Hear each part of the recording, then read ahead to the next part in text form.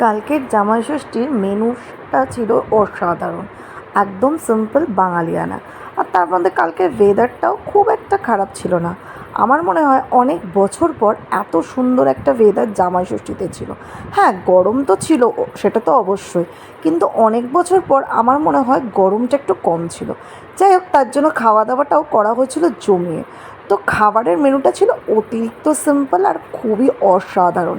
যেমন ছিল বাসমতি চালের সাদা ভাত, তার সাথে ছিল মাছের মাথা দিয়ে ডাল। মাছের মাথা দিয়ে ডালটা আমার কিন্তু খেতে অসাধারণ লাগে।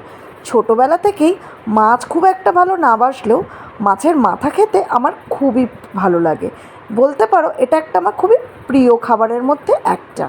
তো যাই হোক, মাছের মাথা দিয়ে ডালের মধ্যে একটু লেবু আর তার সাথে বেগুন ভাজা দিয়ে খেতে কিন্তু অসাধারণ লেগেছিল। জাস্ট জমে যাওয়া যেটাকে বলে। তার সাথে মাছের আইটেম তো ছিল অনেকগুলোই। তার মধ্যে নিয়ে নিয়েছিলাম আমি আমার প্রিয় চিংড়ি মাছটাই, যেটা করা হয়েছিল সর্ষে আর পোস্ত দিয়ে। আর সেই সর্ষে পোস্ত দিয়ে চিংড়ি মাছেরই মধ্যে যে কাঁচা লঙ্কাটা নেওয়া ছিল, সেটাই বেশ ডলে মাছটা খেতে কিন্তু দারুণ লেগেছিল। চিংড়ি মাছ সবার প্রিয়, আমার তো প্রচণ্ড প্রিয়।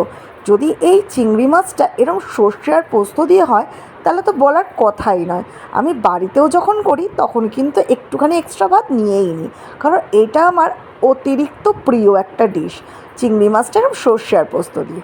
তার মধ্যে হয়েছিল ভেটকি মাছ। ভেটকি মাছ তো আমরা অনেক রকমেরভাবে খাই, যেরকম পাতুরি, সেটা তো অসাধারণ লাগে। কিন্তু যেহেতু কালকে চিংড়ি মাছটা সর্ষে আর পোস্ত দিয়ে হয়েছিল, তাই জন্য ভেটকি মাছটা সামান্য তেল দিয়ে আর অল্প মশলা দিয়েই করা হয়েছিল, যেটা কিনা পেঁয়াজ আদা রসুন বাটা দিয়ে। খেতে কিন্তু ওটাও খারাপ হয়নি, বেশ লেগেছিল। মায়ের হাতের রান্না মানে তো অতিরিক্ত সুন্দর আর টেস্টি হয়, কিন্তু সেই রান্নাগুলো যদি স্পেশাল কোনো অকেশনের হয়, তাহলে কিন্তু তার সৌন্দর্য আরও বেড়ে যায়। তার সাথে ছিল মাটন কষা। মাটনটা করা হয়েছিল হাঁড়িতে, মানে প্রেশার কুকারে কালকে সেদ্ধ করা হয়নি, হাঁড়িতে করা হয়েছিল। একটা ঝোল রেখেছিল, কষা বলাটা ভুল হবে। আর এরকম গ্রেভি দিয়ে মাটনের এরকম লাল লাল ঝোল, তাও আবার এরকম রেয়াজি খাসি, আর তার সাথে যদি থাকে লেবু, কাঁচা লঙ্কা, পেঁয়াজ আর শসা, উফ, তাহলে তো দুপুরটা জমে যাওয়ার মতো। সেরকম আমারও হয়েছিল। তোমরা কালকে কে কী খেলে আমাকে কিন্তু